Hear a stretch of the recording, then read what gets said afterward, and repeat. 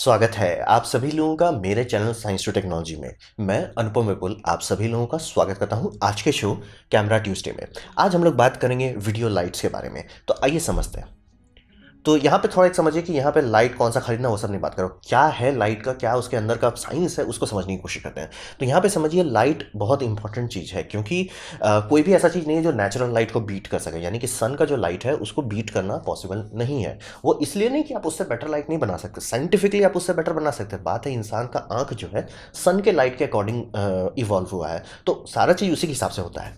और आप हर चीज़ तो दिन में शूट नहीं कर सकते, और बहुत जगह पे बहुत सारे कारण से आप दिन में शूट नहीं करना चाहिए। जैसे एग्जांपल है, ये कार सीन है, ये दिन का सीन है, लेकिन इसे एक इंडोर लाइटिंग में शूट करना पड़ा ताकि वो कंट्रोल कर सके। जैसे कई बार होता है कि आप बाहर दिन में शूट करना चाहते हैं, सब चीज़ बल्ले बल्ले, लेकिन लाइटिंग साथ नहीं दे रहा। मान लीजिए बारिश का मौसम आ जा रहा है, अब आप हर समय एग्जैक्टली सब चीज़ शिफ्ट तो नहीं कर सकते ना, एक दो दिन रुकने का हो सकता है।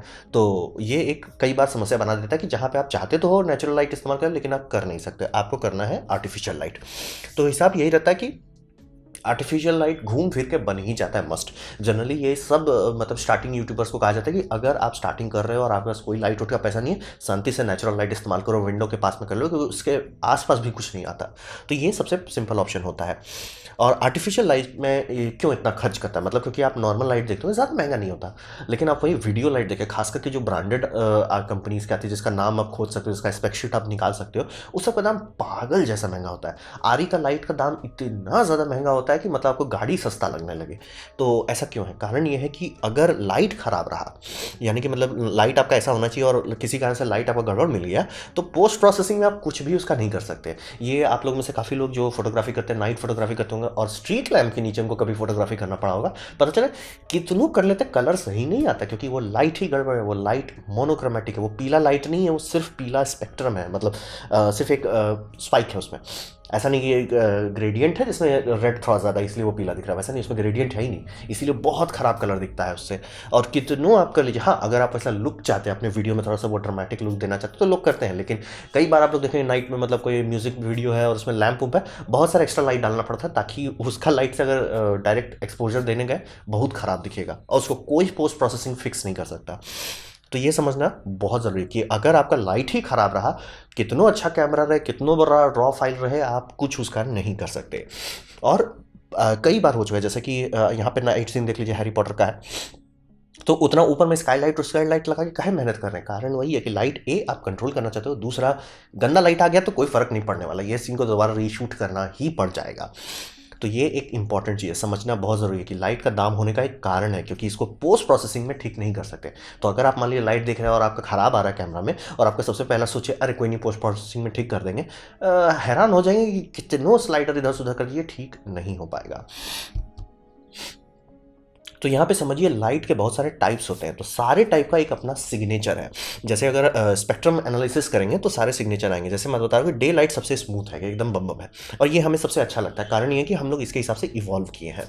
तो इनकैंडेसेंट बल्ब, यानी कि जो पुराने बल्ब आते थे या हेलोजन कह लीजिए, वो इसके सबसे नज़दीक आता है, क्योंकि उसका स्पेक्ट्रम बहुत स्मूथ है, इसमें कोई स्पाइक नहीं है, कोई कर्व नहीं है, सब चीज़ है, बस ये बहुत ज़्यादा इंफ्रारेड प्रोड्यूस करता है, तो गर्म होता है। तो जैसे मान लीजिए ठंडे में शूट करें तो एक्चुअली लोग करना चाहते हैं कि भाई हीटर की जगह पे शांति से वही लगा दो, लाइट भी हो जाए, गर्मी भी हो जाए, बल्ले बल्ले हो जाए। तो ये स्मूथ स्पेक्ट्रम है। तो अगर वीडियो लाइट में आपको आर्टिफिशियल लाइट इस्तेमाल करना, और अभी भी काफ़ी सारे शूट्स में अभी भी इनकैंडेसेंट या हेलोजन इस्तेमाल होता है, कारण वही है कि ये one of the best output है। दी बेस्ट मतलब डिस्कशन ही नहीं करना है। और मतलब आर्टिफिशियल लाइटिंग में अगर कलर क्वालिटी जानना चाहते हैं तो इसके आसपास कुछ नहीं आता है। तो इसको कहा जाता है क्लोज टू नेचर। फिर दूसरा आता है CFL। CFL जो डेवलपमेंट हुआ बहुत खराब था उसका लाइटिंग आउटपुट, क्योंकि CFL को देखेंगे वो ऐसा स्पाइक देता है, और यही आपको पता था कि सोडियम लैंप के नीचे, यानी स्ट्रीट लैंप के नीचे आप किसी का फोटो खींच रहे हैं, वैसा अजीब गरीब आता है। कारण वही है कि सोडियम लैंप में ये, इसमें तो 3 स्पाइक है, सोडियम लैंप में सिर्फ एक तो पीला सा स्पाइक रहता है, वो बहुत गंदा है, स्पाइकी लाइट बहुत खराब है। क्योंकि समझिए नेचर क्या बनाए, स्मूथ बटर, आपको ऊट पटांग लाइट सोर्स ऐसा ऊट पटांग देगा। तो सबसे खराब होता है CFL। CFL इतना खराब लाइट देते हैं ना कि अगर आपको ये स्पेक्ट्रम खुद से बनाते हैं स्पेक्ट्रम स्कोप जो आपको इस तरह का दिखा सके, उसका बोलते हैं कैलिब्रेशन के लिए CFL लगाइए, क्योंकि CFL में इतना स्पाइक रहता है, उसको पता रहता है कि एक स्पाइक यहाँ पे मतलब समझिए इस फ्रीक्वेंसी पे आएगा, दूसरा स्पाइक इस फ्रीक्वेंसी पे, उससे आप ट्यून कर सकते हैं। बहुत गंदा, ये बहुत खराब है, इसीलिए काफ़ी लोग हेट करते हैं CFL से, क्योंकि स्किन कलर खराब आता है।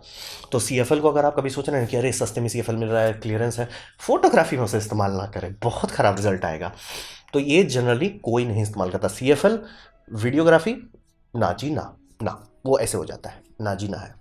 फिर बात करते हैं एलईडी। एलईडी में भी प्रॉब्लम है कि एलईडी अभी भी स्पाइकी है। कारण यह है कि एलईडी व्हाइट कलर का आता ही नहीं है। तो एलईडी जो होता है वो ब्लू एलईडी होता है। तो ब्लू एलईडी जो होता है बहुत ज़्यादा पावर का रहता है, और उसमें समझिए एक तरह का स्टेप डाउन फोटोन ट्रांसफार्मर लगाया जाता है जिसे हम लोग फॉस्फर कहते हैं। तो ब्लू एलईडी खूब पावर प्रोड्यूस किया, लेकिन उसमें काफ़ी सारा एनर्जी जो है ये फॉस्फर लेयर एब्जॉर्ब करता है, और वो उसे लोअर एनर्जी फोटोन्स में रिलीज कर देता है, यानी ग्रीन और रेड। आप देखेंगे इसमें एक स्पाइक तो आया। तो कारण ये है कि ये काफ़ी बेटर है, मतलब इतना स्मूथ वो दे रहा है, मतलब CFL के कंपेयर में तो बहुत बेटर है, लेकिन इनकैंडेसेंट के कंपेयर में उतना बेटर नहीं है। लेकिन इसमें मतलब काफ़ी कंपनी मेहनत अभी कर रही है कि जैसे फिलिप्स के नए वाले आप लेंगे उसमें देखेंगे रेड का एक थोड़ा सा स्पाइक आता है। कारण है कि वो स्पाइक इस ब्लू स्पाइक को काउंटर करने के लिए दिया गया ताकि कलर थोड़ा और नेचुरल लगे। काफ़ी कंपनी काम कोशिश कर रही है कि ये ब्लू एलईडी के जगह पे पर्पल एलईडी या अल्ट्रा वायलेट एलईडी इस्तेमाल करें और अलग तरह का फॉस्फर दे, ताकि एकदम बटर मिले, वैसा बटर जैसा डे लाइट में मिलता है। वो बहुत महंगा एलईडी आता है, और अभी मतलब कॉमनली आप नहीं खरीद सकते। फिलिप्स वाला जो मैं बता रहा हूँ वो आप खरीद सकते हैं अगर, लेकिन आप चेक करने के लिए आपको स्पेक्ट्रम ग्राफ होना चाहिए। बनाने का तो आप पुराना CD और वेबकैम से बना सकते हैं। तो ये बात समझना ज़रूरी है कि लाइट का टाइप से फिक्स हो जाता है, छेड़खानी आप नहीं कर सकते। अगर आप CFL इस्तेमाल कर रहे हैं और आपका काफ़ी लोग वीडियो कर रहे हैं यार थोड़ा फील नहीं आ रहा है, कारण वही है CFL बहुत ख़राब है। मतलब स्ट्रीट लैम्प के नीचे काम करना है तो कोशिश कीजिए कि स्ट्रीट लैम्प को बदल के मतलब अगर किसी कारण से आप मूवी शूटिंग कर रहे हैं वहाँ बदल के लोग हेलोजन लगा देते हैं कुछ देर के लिए कि हेलोजन से शूटिंग कर लो, फिर बाद में हटा के वापस स्ट्रीट ला दो, क्योंकि उसका जो गंदा आउटपुट है सोडियम वाला मैंने ग्राफ नहीं मिला, लेकिन वो बहुत गंदा ग्राफ आता है सोडियम का। तो ये सब टाइप है और इसको आप छेड़ नहीं सकते, ये बात ज़रूर समझ लीजिए। ये आपको ज़रूर थोड़ा सा अच्छा मिलेगा कि जो मतलब ये ब्लू थोड़ा सा कम हो और रेड में थोड़ा सा स्पाइक हो, ताकि घुमा फिरा के कलर बराबर हो जाए, वो बेस्ट आज के टाइम में। और वो नॉर्मल CFL में नहीं, ये नॉर्मल एलईडी बल्ब में नहीं रहता। इसीलिए जो वीडियो एलईडीज़ आते हैं जो क्वालिटी है, ब्रांडेड है और सर्टिफाइड है, उसका दाम बहुत ज़्यादा रहता है, क्योंकि उनमें फॉस्फर का जो मिक्स इस्तेमाल करते हैं उसी को चेंज करना पड़ जाता है। तो ये टाइप्स के कारण फिजिक्स का लेयर है, तो इसको आप छेड़खानी नहीं कर सकते। तो बात करते हैं टेस्टिंग कैसे करते हैं। तो टेस्टिंग के बारे में ये समझिए कि CRI हर कोई बोलता है, लेकिन बात है CRI बहुत पहले बनाया गया था और बहुत कमजोरी था, वो मेट्रिक के तौर पे बहुत कमज़ोर था। तो CRI का मतलब क्या था, जनरली एक ही चीज़ कहा गया, CRI होता है 0 to 100। 100 मतलब बम बम। तो 100 का मतलब क्या है, 100 का मतलब है कि अगर 8 कलर का एक स्वॉच लिया जाए, वो स्वॉच को धूप के रखा जाए, आदमी कैसे देखेगा उसे, वो अगर आप मैच करा रहे हो फोटो से, मतलब आर्टिफिशियल लाइट के अंदर, बल्ले बल्ले। अब बात है कि वो कलर जो है बहुत कम इस्तेमाल किया गया था, बाद में उन्होंने एक्सटेंड करने की कोशिश किया, लेकिन बात है आपने एक बार स्टैंडर्ड बना दिया, बाद में छेड़ नहीं सकते हैं। जब मतलब छेड़िएगा फिर कहिएगा CRI एक्सटेंडेड, तो कौन पढ़ेगा कि CRI है कि CRI एक्सटेंडेड इस्तेमाल हो रहा है, CRI 8 है कि CRI 15 है। बहुत सारा सब स्टैंडर्ड बन गया, फिर उसकी वैल्यू खत्म हो जाती है। तो CRI अभी भी सब लोग इस्तेमाल करते हैं, सबसे आसान होता है समझना, पब्लिक को समझने के लिए कि CRI 100% मतलब बम बम, CRI 80 ठीक ठाक है, 85 बढ़िया, 90 ओए होए होए दिल खुश हो जाएगा। लेकिन यहाँ समझना बहुत ज़रूरी है कि CRI बहुत लुचपुच टेस्ट है, यानी कि उसको कंपनी गेन कर देती है। यानी कि जैसे मान लीजिए किसी एलईडी को ढंग का ना बना के मतलब सस्ते में निपटाना चाहता है, कि एकदम सस्ता एलईडी, हाई CRI 95% वाला एलईडी, बीच में अगर आप करना चाहते हो और सेल करना चाहते हो कि मेरा CRI 95% है, तो फॉस्फर मिस्ट में थोड़ा सा तिगड़म करके आप ऐसा कर सकते हैं। तो CRI का इसका साइड इफेक्ट क्या होता है, इसका साइड इफेक्ट होता है जब मान लीजिए आपने 2 एलईडी खरीदा, एक एलईडी आपने फिलिप्स से खरीदा, एक एलईडी क्री से खरीदा, दोनों 95 है, दोनों का एकदम स्पेक शीट आपने मैच कराया, सब चीज बल्ले बल्ले, लेकिन दोनों का कलर गलत है, अलग आएगा। फोटो खींचेंगे यार इसमें इंसान का चेहरा का कलर बता, आपका कैमरा पूरी तरह से मैनुअल हो तब भी अलग अलग आएगा। कारण वही है, CRI मैच नहीं करता है, बहुत स्लॉपी इंस्ट्रूमेंट है।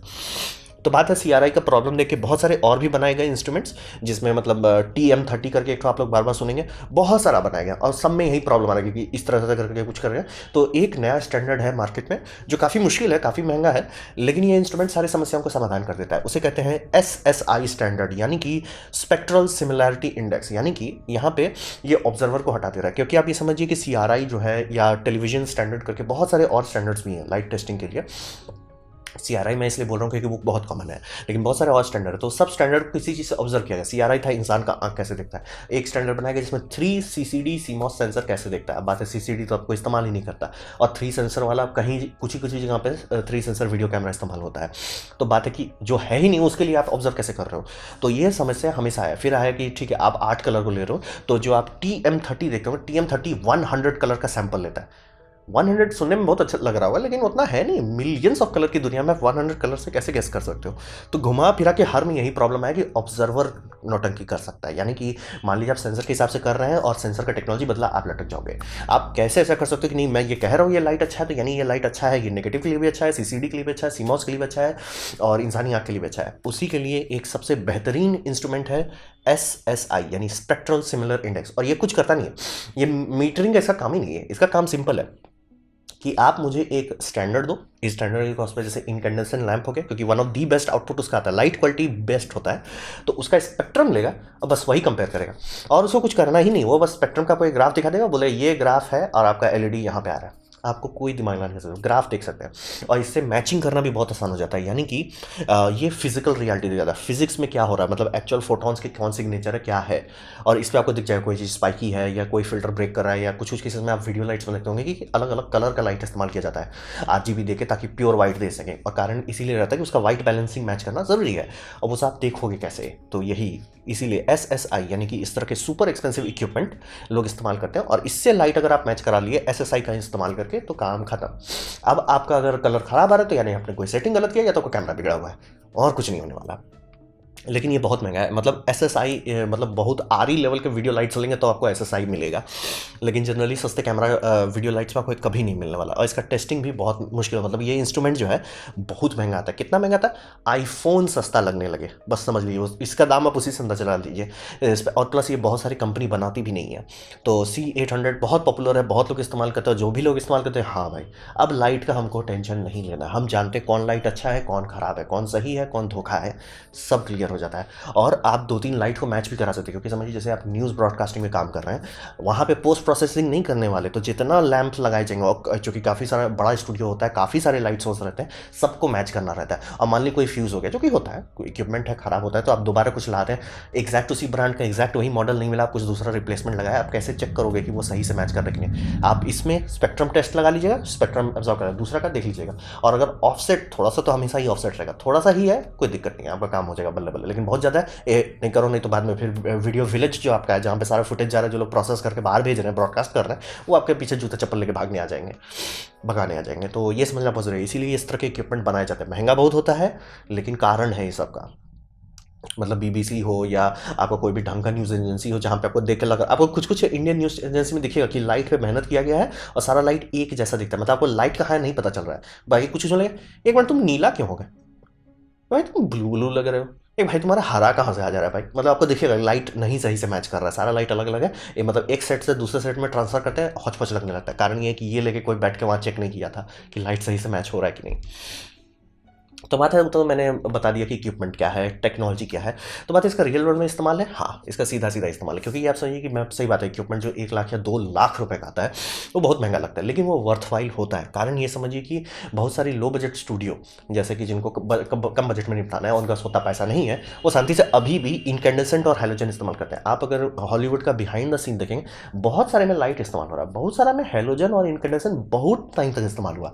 LED बहुत रिसेंटली बदला है, बहुत रिसेंट, मतलब 2015 तक का बात हो रहा है। तो बात मुझे पहले नहीं समझ आता कैसे, बात में यही है कि स्पेक्ट्रम अगर आप देखें कि यहाँ पे आप एक्सपोज कर रहे हो, मैं यहाँ पे नेगेटिव डाल रहा हूँ, यहाँ एक्सपोज कर रहा हूँ, मुझे कैसा दिखेगा, वो एक आपके पास और कोई ऑप्शन ही नहीं है। जैसे एग्जांपल है, अगर आप कोई ठंडे रूम का सीन शूट करना चाहते हैं और आप इस तरह करते हो, तो आप तो बोले मैं यहाँ सोडियम लैंप इस्तेमाल कर लेता हूँ। बात है आप सोडियम सोचोगे, लेकिन जो लाइटिंग डायरेक्टर होगा, एक पोस्ट होता है लाइटिंग डायरेक्टर का, वो बोलेगा शांति से यहाँ हैलोजन लगाओ, वार्म हैलोजन। कारण क्या है, क्योंकि वार्म में वो आपको पीला फील तो पीला दे देगा, लेकिन उसमें बाकी सारे कलर्स भी हैं, तो स्पेक्ट्रम जो है, यानी जो आपका एक्सपोजर आएगा फिल्म में या डिजिटल सेंसर में, वो बल्ले बल्ले होगा। तो ये समझना बहुत ज़रूरी होता है कि अगर आपके पास बजट कम है, शांति से इनकैंडेसेंट या हैलोजन लीजिए, जब आपको कलर पे एकदम चाहिए कि कलर ही हो। और फिर ये समझिए ब्रॉडकास्ट में तो पूरा समझ लिया कि वहाँ पे पोस्ट प्रोसेसिंग हर सीन के लिए नहीं किया जाएगा, वहाँ पे एक बार लाइट सेटअप हो गया, शुरू रिकॉर्डिंग शुरू, दिमाग नहीं लगाना है। तो ये सब के मामले में ये समझना बेहद ज़रूरी होता है। और सिनेमा इंडस्ट्री में समझिए, जैसे कि आप टॉम क्रूज को लेट कर रहे हैं और उस टाइम आपका लाइट के कारण आपका सीन गड़बड़ा, ये सोच रहे कितना पैसा लगेगा उसको दोबारा लाने में, दोबारा सीन सेटअप कराने में। तो उस दाम को देखिए कि कितना लाखों लाख का आपको चूना लग जाएगा अगर आपका लाइट खराब निकला। तो इसीलिए समझिए, उसके हिसाब से देखिएगा तो बोले यार 1 लाख रुपया बहुत सस्ता इंश्योरेंस है।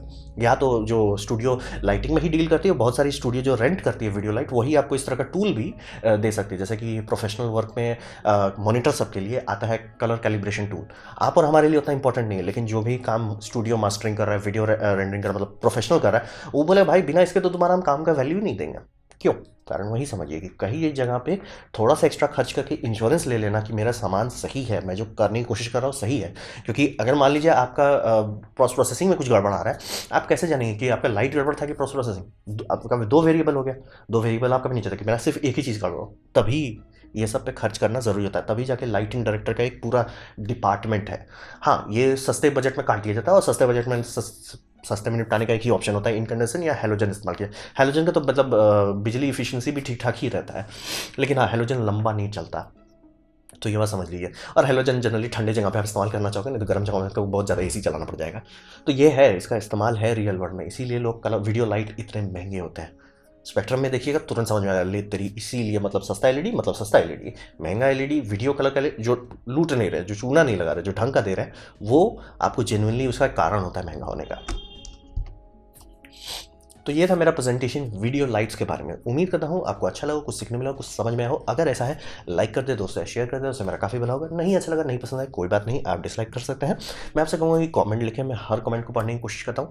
आपसे कहूँगा सब्सक्राइब कीजिए, बेल दबाइए अगर आप फ्री हैं तो। आपने मेरा वीडियो देखा, जानकर मुझे बहुत खुशी हुई। धन्यवाद।